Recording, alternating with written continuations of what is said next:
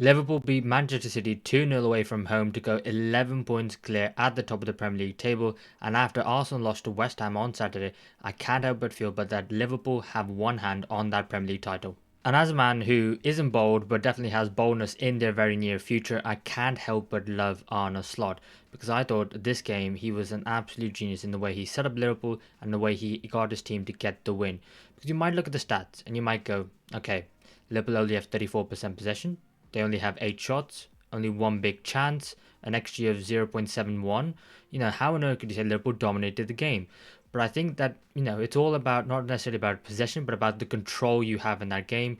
And I think that Liverpool worked their socks off, and I thought they were, honestly quite comfortably at the Etihad against Manchester City. And for me, where it started was when I saw the team sheet, and I actually thought that Liverpool were going to line up like this, with Luis Diaz up front in the number 9 position that we've seen him a lot this season, Curtis Jones kind of on the left hand side like we did see him against Aston Villa, but sometimes in possession going into the midfield as well.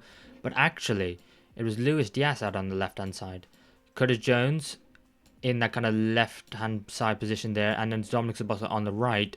And out of possession, Liverpool defended in a 4-2-4, something that we have seen them do a lot this season, mainly in the first half of the season, as we haven't quite seen it as much in the last few game weeks because teams are defending so deep against Liverpool. But in this game, I think when Liverpool didn't have the lion's share of possession, and they were the ones out of position trying to press the opposition, win the ball back, and create a turnover, that I think this front four worked incredibly hard off the ball. But when they were on the ball as well, the running power of Szoboszlai and Jones, usually from a deeper position, but this time in a forward area, to then go forward, have that freedom that Arne Slot gave them, and then go on and create chances as well, I thought, was an absolute masterstroke by Slot, and I think I've got some examples here to show you how exactly well it worked. Firstly, we'll talk about out of possession, and I was going to annotate this picture myself, but it's not mine. I saw it on Twitter, and this is from Jimmy, who is a data analyst at XFB Analytics. I'll put his Twitter handle in the description below if you want to go check him out, but I thought it was perfect, so I'm going to use his and give him credit for that. But out of position, like I said, Liverpool in the 4-2-4. Trent Alexander-Arnold and Andy Robertson very wide, trying to mark the men in Jeremy Doku and Savinho. Got the midfield two of Gravenberch and Alexis McAllister, who are there kind of marking that midfield space. But not only that, any time that Marmoush, who we know has got incredible quality, as well as Kevin De Bruyne, were dropping in the spaces either side of the two midfielders, they're both going wide to help out with that, which I'll show you in still later on. But then, most importantly, it's that front four. Diaz, Jones, Szoboszlai and Salah. They're trying to cut out the passing lanes into the midfield, making Man City go wide. And the whole point of this was get the ball to Jeremy Doku and Savinho. And if they run at Liverpool's fullbacks, that's absolutely fine. Because what they're going to try and do is push them on the outside. Because we saw in this game how many times did Jeremy Doku go out wide and try and beat Trent Alexander-Arnold. And you know what? He did on a few occasions. And what did Savinho try to do against Robertson? Exactly the same. One thing that they didn't do was they weren't able to find a man in the box. And I think that's where Liverpool realised that both the white players are very talented and gifted, but young and inexperienced. They couldn't find a man in the box, and with no Erling Haaland, they didn't have an aerial presence. And not only that, Van Dijk and Konate in the middle were immense. So that meant that Man City were unable to break Liverpool down. And the fact that Liverpool were really compact in this game, they didn't go gun-ho, they didn't try and impose themselves on the game. They were waiting for Man City to try and lose the ball, make a mistake, and then they're going to take their moments, and that's exactly what they did. And this is the play leading up to the corner that Liverpool scored from to make it 1-0. And as you can see here, you got that front four of Liverpool pressing and hounding that Man City backline, and here you got Curtis Jones pressing Rico Lewis there. He ends up losing the ball. Luis Diaz ends up winning it, passing it to Szoboszlai, who then makes a return pass to Diaz, and Diaz actually should probably do a little bit better, but they win the corner from it. And this just shows that there's no other Man City midfielder anywhere near the back line at the moment. They need help, they're not getting it. Liverpool's press is working incredibly well, and they get, of course, that corner. And I think it's quite interesting because Liverpool have tried a set-piece routine. I think in the last 2 games against Aston Villa and Wolves. There might be more than that, I might be wrong, and if I am, let me know in the comments below. But it is something that they have been working on. And this time I wanted to highlight Salah just at the back post, not being marked by anyone, not really you'd think of as an aerial threat from a corner, but it doesn't matter because Liverpool aren't going to go in the air with this one, and it's really well worked. I'm going to break it down. And as you can probably see, at the front post, doing the blocking is going to be Andy Robertson. And then the one who's going to get the flick on is obviously Szoboszlai, who gets the assist. But in the middle as well, you got the 3 guys who Man City probably think are going to be the danger men. You got Van Dijk, you got Konate, and you got Luis Diaz, who's also very good in the air. But no one thinks of Salah. And they probably are keeping one eye on him, but they don't do enough. So what do? So Andy Robertson is the first one. He ends up blocking the Man City players so they won't be able to get out.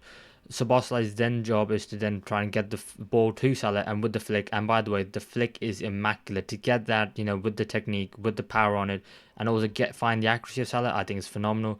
But then you can also see in the middle of the box there, they've also got Van Dijk, Kanate, and Diaz all trying to push their men out of that space so Salah could then go into it. And then you can see as Szoboszlai has the ball on the front post, that space has now been vacated, and of course Salah goes on to run into it, get the goal. Yes, it picks up a little bit of deflection, but when you've got that many players in the box, it might do, and I actually think that the deflection probably helped, and that makes it, I don't have it written down, but Salah's something goal. He's scored so many I can't even keep track if I'm being completely honest.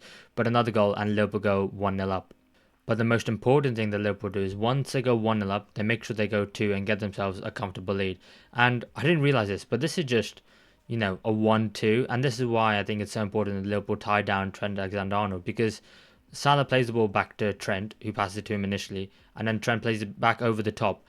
And, not many players in world football could control that ball the way he does, and then to beat Gvardiol the way he does, it's something else. But I also want to highlight here the runners of Liverpool. The Szoboszlai, Jones continuously making runs, getting forward, and not just shoring up that midfield and being good defensively, but also getting forward and making sure they're involved in attacks. And of course, most importantly here, Dominic Szoboszlai gets the goal for Liverpool.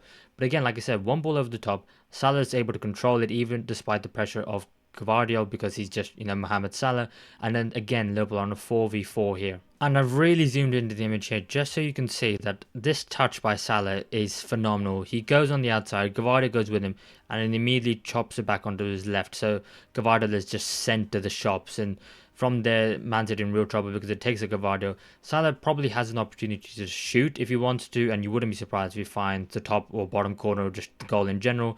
But he's unselfish. He gives it to Szoboszlai, and it's very important that Szoboszlai, for Liverpool's sake, starts getting some more goals and assists because he's playing in the number 10 position. People are talking about if he's good enough in terms of getting the attacking output. Defensively, we all know, and I think this game perfectly highlighted how important he is defensively. But now 4 goals and 3 assists in the Premier League for him this season.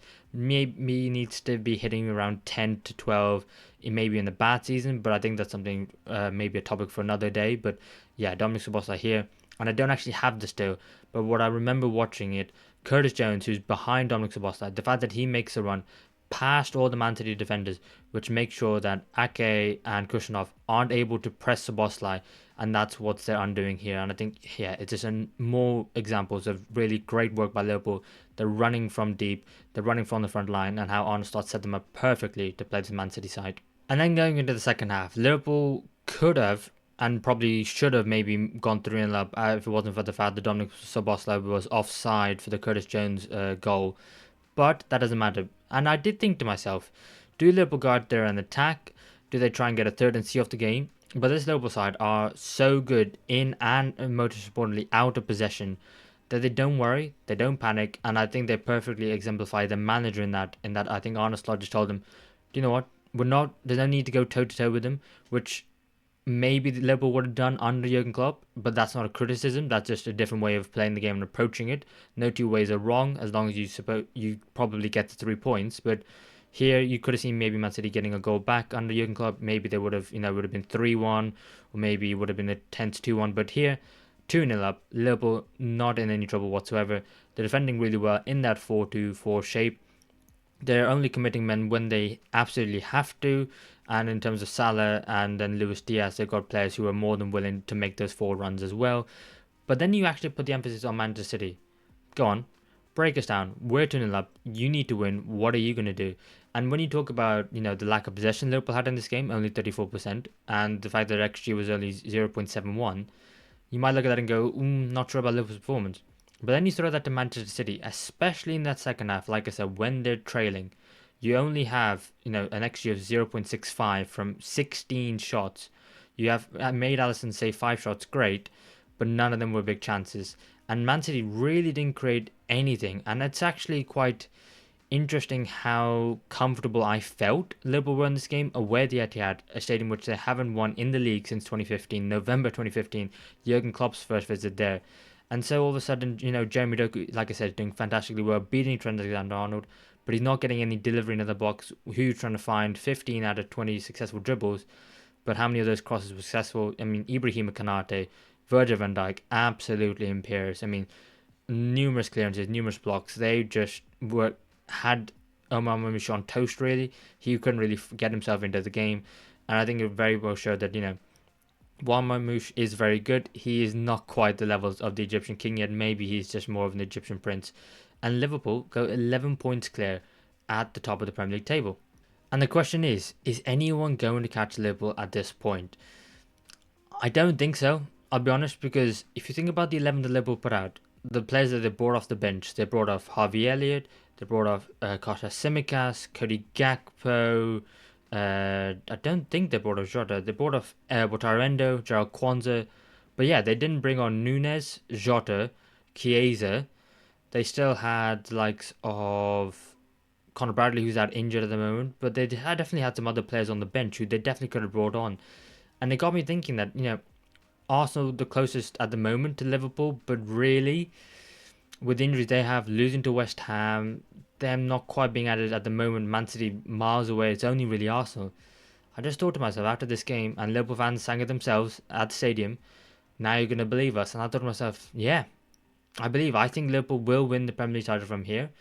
I've been thinking it for a while, but now I actually do believe it, because I just think that 11 games to go, Liverpool, with the experience they have in that squad, I think they will go on and they'll know to themselves it's not done until it's done, until the points are on the table and it's now mathematically impossible.